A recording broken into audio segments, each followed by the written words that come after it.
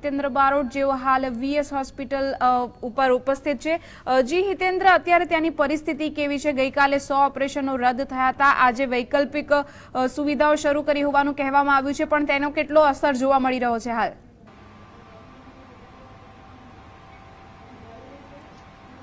અમદાવાદ મહાનગરપાલિકાના વર્ગ 3 અને 4 ના કર્મચારીઓ હડતાલ પર જવાના કારણે અમદાવાદ મહાનગરપાલિકાની જે હોસ્પિટલો છે એ તમામ હોસ્પિટલોની અંદર અસર જોવા મળી રહી છે। પેશન્ટો પર અસર જોવા મળી રહી છે, એમની સારવાર પર અસર જોવા મળી રહી છે। અત્યારે અમારી સાથે વીએસ હોસ્પિટલના સુપ્રિન્ટેન્ડન્ટ સંદીપ મલાન ઉપસ્થિત છે। સંદીપજી, આપનું જીએસટીવીમાં સ્વાગત છે।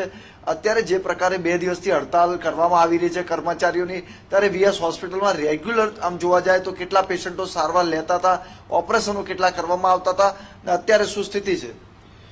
સામાન્ય રીતે રોજ ઓપીડીમાં 1,500 થી 2,000 જેટલા દર્દીઓ સારવાર લેતા હતા અને ગઈકાલે 658 જેટલા પેશન્ટે સારવાર લીધેલી હતી અને સામાન્ય રીતે 100-125 જેટલા ઓપરેશન થતા હતા અને ગઈકાલે 41 ઓપરેશન થયેલા, 38 જેટલા 38 જેટલા ઓપરેશન એક્ઝેક્ટલી જે થયેલા અને આજનો જે આંકડો ઓપરેશનનો જે હશે અને ઓપીડીનો હશે, અમે 4 વાગ્યા સુધી ઓપીડી હોય છે, ઓપરેશન ચાલતા હોય છે, રૂટીન ઓપરેશન ઇમરજન્સી, તો 4 વાગે એક્ઝેક્ટ ખબર પડશે।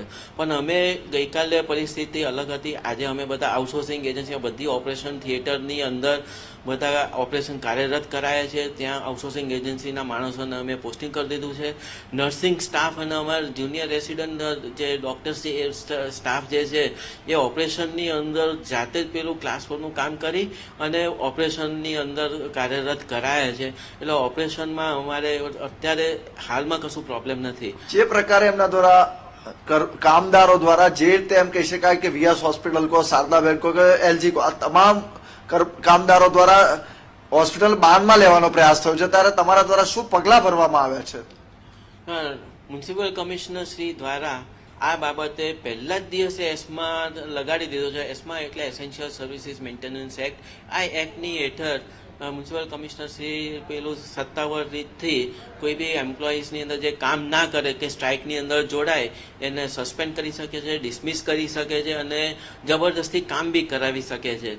તો એ એસ્મા એક્ટ આપણે લાગુ કરી દીધો છે। એના કારણે પેલા અમારા અમુક નર્સિંગ સ્ટાફ સ્ટ્રાઇક પર નતા ગયા। અત્યાર સુધી કેટલા કર્મચારીઓ સામે તમારા દ્વારા પગલાં લેવામાં આવ્યા છે?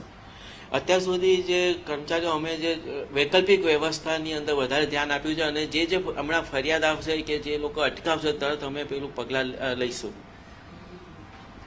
આ હતા ડોક્ટર સંદીપ મલાન। એમનું સ્પષ્ટપણે માનવું છે કે આવશ્યક ધારો એસ્મા લાગુ કરી દેવાયો છે અને હવે પછી ચોક્કસપણે કર્મચારીઓ સામે કડક કાર્યવાહી પણ કરવામાં આવશે। જી હિતેન્દ્ર, અમારી સાથે જોડાવા